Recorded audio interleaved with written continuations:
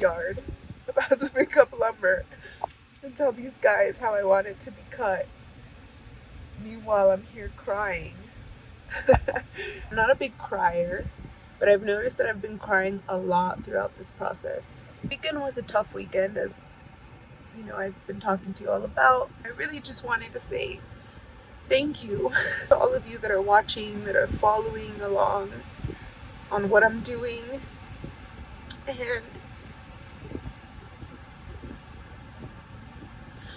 and those of you that are cheering me on. I really appreciate it. You guys see the potential and see what I'm doing, and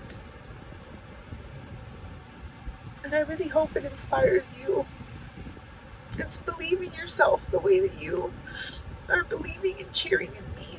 They're not sad tears, these are very, very grateful tears. I need to clean up my tears to be able to go out there and deal with these men. Anubis and I picked up these slabs of wood. I took the exact measurements of the kitchen so that I could ask them to just pre-cut them for me. So what I'm gonna do today is I'm just gonna sand some of these sections. I'm gonna stain them and then let them sit for 24 hours.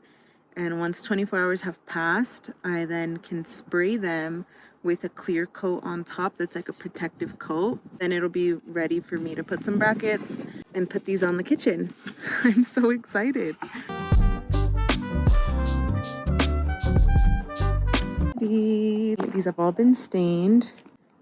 This is the stain color I used, and I kind of wish I would have gotten something just a little darker. They kind of look the same as when I got them, but maybe they'll look a little different once I add once it's soaked in, and then once I add the top coat. But I'm gonna let this dry, and then I'm gonna take them inside in about an hour, and then bring them back out to spray tomorrow.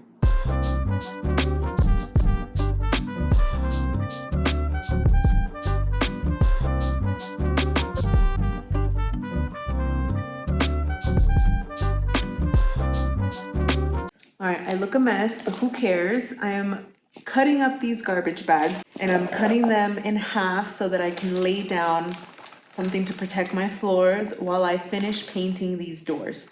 I also didn't get to film this, but I'm gonna show you guys the finished result.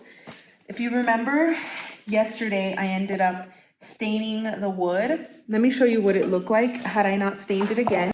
This is what it looked like after being stained. This is the same type of wood, it's pine. This is with the stain. It looked exactly the same. So I went back and I bought this new stain. I guess it's called like wipe on stain, and I took a picture of these walls and I said I want it to look like this. So I went to the paint store, they recommended this color. Now look how beautiful it looks. I'm trying to stay indoors right now as much as possible because there's mosquitoes outside in the evenings now. So let me show you. This is after wiping it off. So apparently you apply stain and then you wait like 5 to 15 minutes and then you wipe off the excess. And this is what it looks like. So I'm just gonna let them sit out here and dry overnight. In the morning, I'm gonna flip them over and let them dry that way. But they are looking exactly the color I wanted, and I'm very happy. I'm gonna be laying down these garbage bags. I believe I have like 2 doors left to paint, and I need to finish painting the other 2 because there's sections that aren't done being painted. So I'm gonna do that tonight. Door handles right now are black. I was thinking of leaving the doors originally the wood color. I wasn't even gonna paint them, but I ended up painting them because some of these are scratched terribly. And also some of you voted on Instagram to paint them, so I decided to paint them. I think it looks great. It's just too much black. So I want to get like some bronze or some gold ones just to stand out. So I'm gonna have to go exchange the ones that I already bought.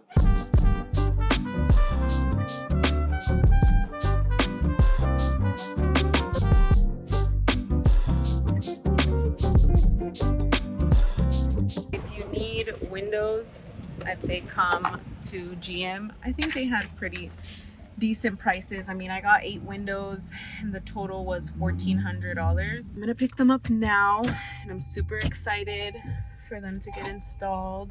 You guys remember the handyman that I ended up firing a couple episodes back? In Spanish, we have a saying that is, por algo pasan las cosas, which it translates to things happen for a reason. That experience with that specific handy guy prepared me to be able to point out red flags in the future.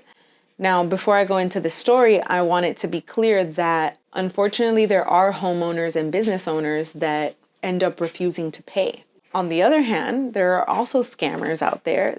You know, a homeowner or a business owner that doesn't know any better ends up paying them a huge deposit up front, and that contracted person takes off and ghosts them. Unless you know somebody that has worked with a contracted person multiple times and you know some of their referrals, or you're able to talk to their referrals one-on-one, it's hard to really know if you can trust them. So at this point, I had just bought the windows and I was really excited to get them installed.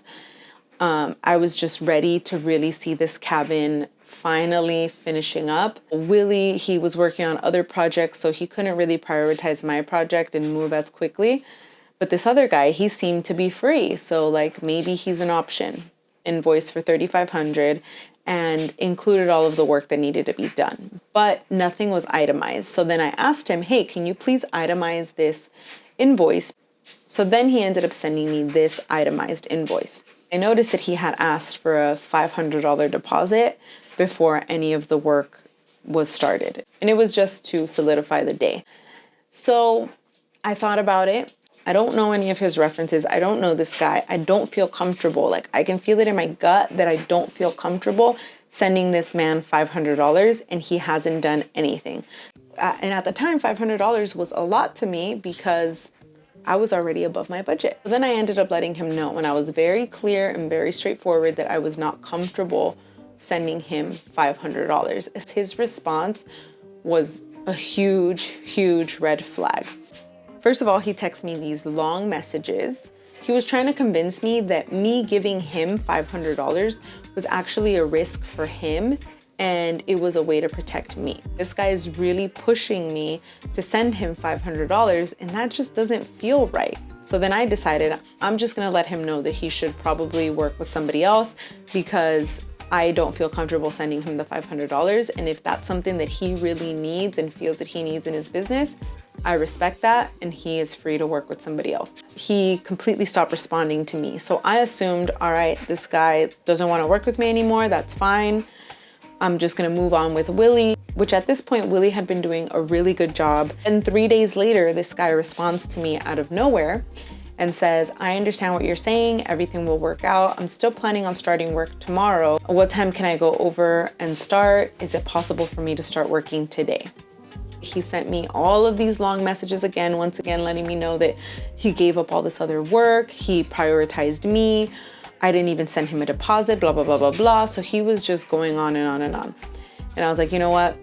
I can give you some work, but I'm not gonna be able to give you all of the work anymore because I already have committed to this other person that I would be giving them work. He was like, all right, cool. The morning of, he texts me asking what tools he needs. So I let him know, like, all you need is a paintbrush because I figured I'm gonna have Willie do all of these other things and I'm just gonna have this guy focus on the inside and like finish painting some of the things that I need. And based on my friend that was there project managing for me at the house, he didn't show up until 10:30. He got there, looked around and was like, I'm gonna be back. I need to go get materials. So then he ended up leaving, was gone for a couple hours, came back and ended up telling her like, you know what, I don't think this is gonna work out. I was like, you know, maybe it's best that like it just didn't work out. Poor guy, I'm sorry. Like maybe there was something in our miscommunication that clearly wasn't working and like I'm just not the client. He's also just not the person that we should be working with. Now I'm part of a Facebook group where a bunch of hosts in Big Bear get together and talk. As of today, it was about a year ago when I ended up seeing that guy's name being called out in the Facebook group as someone that had been recently arrested for stealing tires. Now, I also found this post of this other man that had shared video footage of the same handy guy stealing from a business. Luckily, this business owner had video footage and was able to share it with people online. Well, the cops ended up finding this handyman and once again arrested him. Based on the thread, apparently this guy has been going around scamming people as well. All right, so I'm just gonna share with you guys some of the things that these people had shared. So this specific guy had posted that this guy stole from him before, so that he stole $500 worth of a deposit, plus there were items from his house that had been stolen. But there were 3 other people that stood up and said that they had been scammed. And one literally was 3 weeks ago. Now, I'm not gonna lie, this is kind of scary because my best friend was at the house by herself, and this guy is clearly a criminal. You just really never know who you're working with. So it's important to really rely on referrals, to really rely on somebody's reviews, and also to really follow your intuition. I hope that by me sharing this experience with you all, that in the future, if you are working with contracted labor, that you also are able to spot red flags. I hope this was helpful, and I'll see you guys on the next episode.